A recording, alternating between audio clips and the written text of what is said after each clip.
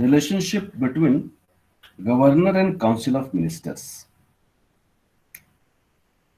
Governors हम discussion की बात भी यहाँ पर जानेंगे, लेकिन उससे पहले हम क्यों ना प्रेसिडेंट का क्या रिलेशनशिप है उसकी काउंसिल ऑफ मिनिस्टर के साथ, और उससे थोड़ा सा हम इक्वेट करें जो है कि गवर्नर का क्या रिलेशन है उससे काउंसिल ऑफ मिनिस्टर के साथ। तो इसके लिए हमें दोनों आर्टिकल्स को समझना होगा। आर्टिकल 74 सब क्लॉज 1 जो कहता है कि जो कि council of minister to aid and advise president की बात करता है, और आर्टिकल 163 है जो council of minister to aid and advise governor की बात करता है। आर्टिकल 174 सब क्लॉज 1 कहता है there shall be a council of ministers at the head to aid and advise the president who shall in the exercise of his functions act in accordance with such advice. Article 163 sub clause 1 यही बात करता है there shall be a council of ministers with the chief minister as the head to aid the council of minister in the exercise of his functions. लेकिन आगे फिर एक जो चीज नई जुड़ गई है के कॉन्टेक्स्ट में आर्टिकल 163 में, except in so far as he is by or under this constitution required to exercise his function or any of them in his discretion. यानी कि एक्सेप्ट से शुरू हुआ सफर जो कि डिस्क्रिशन पर आकर खत्म होता है, इसके बीच जो कुछ भी लिखा पढ़ा गया है वो ये बताता है कि काउंसिल ऑफ मिनिस्टर की दी हुई एडवाइस के अलावा भी कुछ एक्सेप्शन है जहां पर कि राज्यपाल अपने डिस्क्रिशन में काम करता है। वो डिस्क्रिशन चाहे उसके कॉन्स्टिट्यूशन में बताए गए हो या किसी और सेंस में वो अपने डिस्क्रिशन का इस्तेमाल कर सकता है, except in so far as he is I or under this constitution required to exercise his function or any of them in his discretion. इसका मतलब कॉन्स्टिट्यूशन में भी कुछ ऐसे प्रोविजंस बताए गए जरूर होंगे जहां पर कि राज्यपाल जो है मिनिस्टर की एड और एडवाइस पर काम नहीं कर रहा होगा। तो दोनों के अगर हम प्रोविजंस को इक्वेट करते हैं तो what we found, article 74 sub clause 1 and article 163 sub clause 1 both are more or less substantially the same, except the last sentence which start from except to discretion, except that the sentence beginning with except and ending with the discretion, which is special regarding the governor's function, and it is not to be found in article 74 sub clause 1 of the constitution. आगे एक provision है 74 clause में जहां लिखा है कि provided that the president may require the council of minister to reconsider such advice either generally or otherwise, and the president shall act in accordance with the advice tendered after such reconsideration. The provision to article 74 sub clause 1 which grants special privileges to the president regarding what? Regarding reconsideration of advice to council of minister. Such a provision is not found in article 163 sub clause 1. उसी तरह से article 163 sub clause 2 जो ये कहता है कि if any question arises whether any matter is or is not a matter as respect which the governor is by or under this constitution required to act in his discretion, the decision of the governor in his discretion shall be final, and the validity of anything done by governor shall not be called in question on the ground that he ought or ought not to have acted in his discretion. तो article 163 sub clause 2 जैसा provision भी जो है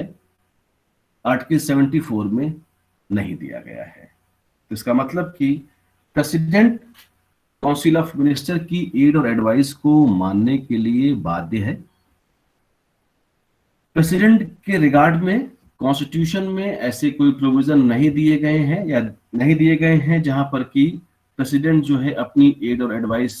अपनी अपने satisfaction की basis पर कोई काम कर रहा हो। लेकिन जब हम राज्यपाल की बात करते हैं, जब हम राज्यपाल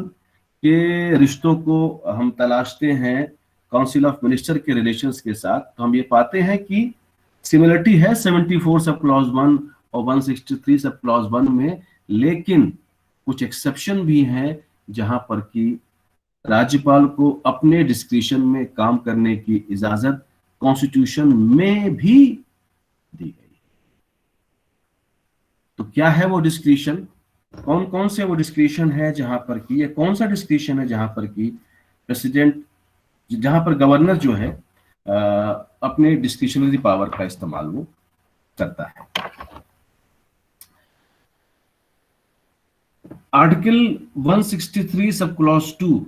what it says that if any question arises, whether any matter as regard which governor is to act in his discretion, the decision of governor shall be final, and the validity of anything done by governor shall not be called into question on the ground that he ought or ought not to have acted in his discretion.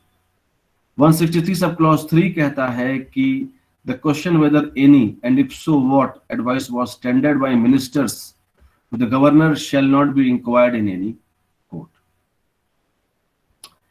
Constitution में भाई कोई specially discretionary power mention नहीं की गई है governor के regard में। हाँ, कुछ स्पेशल पावर्स हैं जहां पर जैसे कि एडमिनिस्ट्रेशन ऑफ ट्राइबल एरियाज है इन आसाम,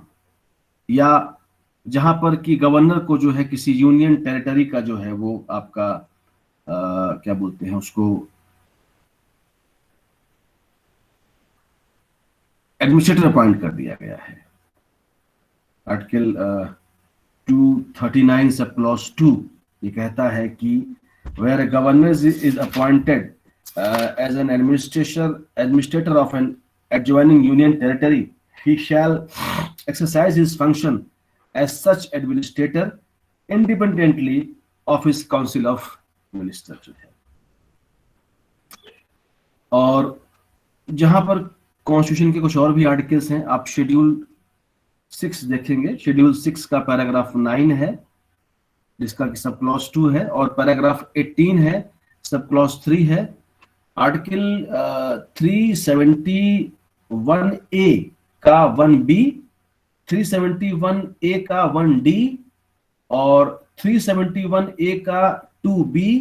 और 371A का 2F, और इसके अलावा आपका आर्टिकल 200 है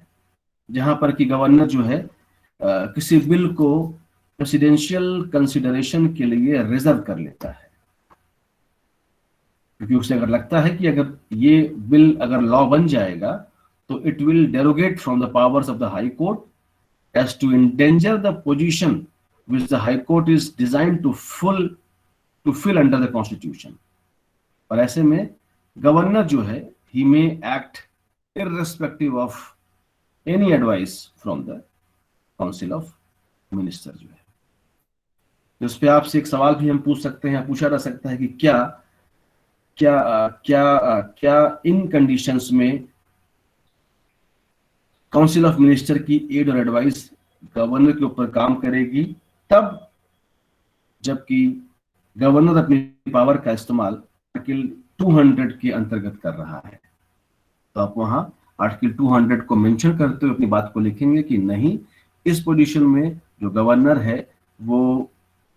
काउंसिल ऑफ मिनिस्टर की एड और एडवाइस को मानने के लिए बाध्य नहीं है। आर्टिकल 200 इस चीज को जस्टिफाई करता है और इस आर्टिकल में ये प्रोविजन इस तरह से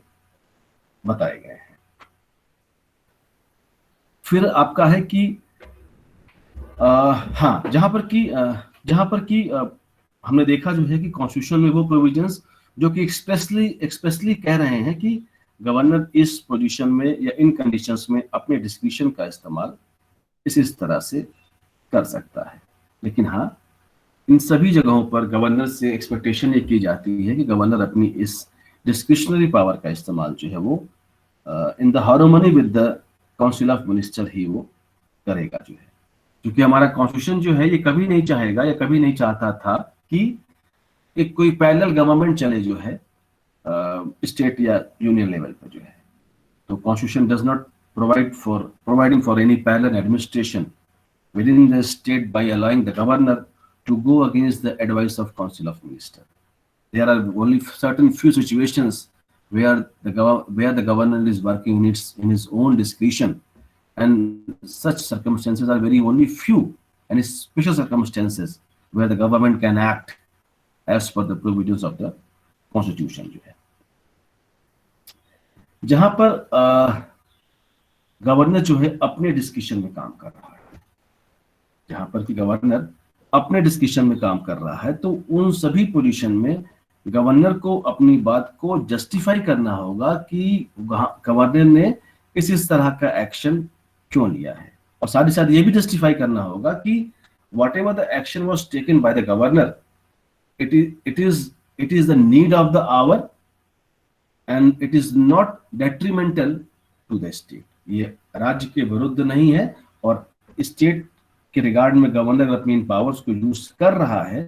तो ऐसे में वो जो है स्टेट के अगेंस्ट में नहीं है जो है। आर्टिकल अब हम देखिए कि यहाँ पर जो है कि अगर गवर्नर का हम रिमूवल देखा हमने, गवर्नर का जो रिमूवल कौन कर रहा है, गवर्नर का रिमूवल जो है अपॉइंटमेंट अगर प्रेसिडेंट कर रहा है तो रिमूवल भी उसका जो है प्रेसिडेंट कर रहा है, जबकि डिस्पेजर की बात हो जा रही है। डिस्पेजर कब हो रहा है? तब जबकि जो रूलिंग पार्टी है, जो गवर्नमेंट में जो लोग बैठे हुए हैं, वो उसे हटाने की बात करते हैं, हटाते हैं तो उसको गवर्नर की कोई इम्पीचमेंट की प्रोसेस नहीं है, गवर्नर को सीधे हटा दिया जाता है। तो ऐसी पोजीशन में काउंसिल ऑफ मिनिस्टर के साथ गवर्नर का जो रिलेशन है, ये रिलेशन जो है बहुत ही हेल्दी होना चाहिए, और सिर्फ सर्टन स्पेशल सर्कमस्टेंसेस में ही जो है गवर्नर जो है अपनी इन स्पेशल डिस्क्रिशनरी पावर का इस्तेमाल करे, और ऐसे में जो है गवर्नर के बिहाफ पर होने वाले जो भी एक्शन है अपने डिस्क्रिशन के रिगार्ड में जो है, वो डिस्क्रिशनरी पावर जैसे आप देखते हैं आर्टिकल 356 में जो है, जहां पर कि गवर्नर के ऊपर ये पावर है कि being the head of that particular state, ऐसे में उसकी रिस्पॉन्सिबिलिटी है कि he can send a report to the president that a situation has arises in the state in which the government of the state is not can not be carried in accordance with the provisions of this constitution. तो ऐसे में जब governor इस तरह की report भेज रहा है सेंटर को,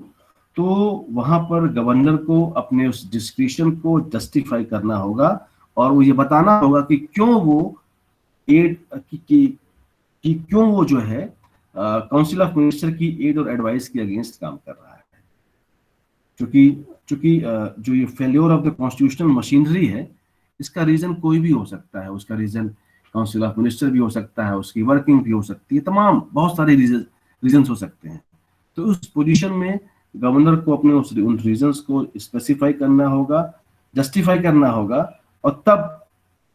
इस तरह की रिपोर्ट वहां पर उसको भेजनी होगी। क्योंकि इस तरह की रिपोर्ट को क्वेश्चंस भी किया जा सकता है, इस पर सवाल भी पूछा जा सकता है, और इस तरह के गवर्नर के एक्शन का जो है वो जुडिशियल रिव्यू भी हो सकता है। तो काउंसिल ऑफ मिनिस्टर के साथ क्या कहते हैं जो रिलेशन है गवर्नर का, जो कुछ ऐसा ही है, और जो पोजीशन प्रेसिडेंट की है उससे थोड़ी सी स्लाइट डिफरेंट पोजीशन है गवर्नर की। स्टेट लेवल पर गवर्नर को कुछ स्पेशल राइट दिए गए हैं, जहां पर कि गवर्नर अपने डिस्क्रिशन का इस्तेमाल काउंसिल ऑफ मिनिस्टर की रिकमेंडेशन के बावजूद भी कर सकता है।